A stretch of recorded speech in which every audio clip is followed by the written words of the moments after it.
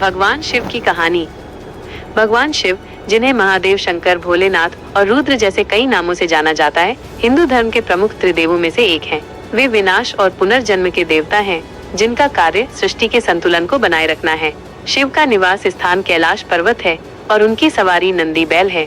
उनकी पत्नी देवी पार्वती हैं और उनके दो पुत्र कार्तिकेय और गणेश हैं।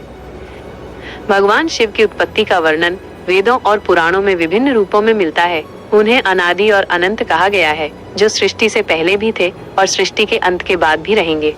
एक प्रमुख कथा के अनुसार जब समुद्र मंथन हुआ था, तब सबसे पहले हलाहल विष निकला, जो समस्त सृष्टि को नष्ट कर सकता था। तब भगवान शिव ने संसार की रक्षा के लिए वो विष पी लिया और पार्वती ने उसे उनके कंठ में रोक दिया, जिससे उनका कंठ नीला हो गया और वे नीलकंठ कहलाए। शिव का स्वरूप अत्यंत सरल, तपस्वी और औघड़ है। वे जटाधारी हैं। उनके मस्तक पर चंद्रमा और गंगा की धारा विराजमान रहती है। वे त्रिनेत्रधारी हैं। तीसरा नेत्र ज्ञान, सत्य और विनाश का प्रतीक है। शिव तांडव नृत्य के लिए भी प्रसिद्ध हैं, जो सृष्टि के रचनात्मक और संहारकारी दोनों रूपों को दर्शाता है। भगवान शिव के उपासकों में सभी वर्ग के लोग शामिल हैं, चाहे वे ऋषि हो, राक्षस हो या सामान्य जन।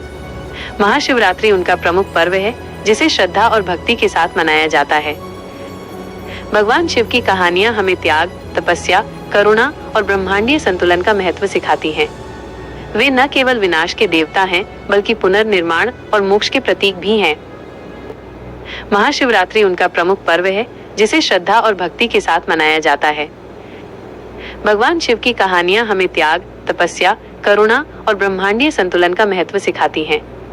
वे न केवल विनाश के देवता हैं, बल्कि पुनर्निर्माण और मोक्ष के प्रतीक भी हैं।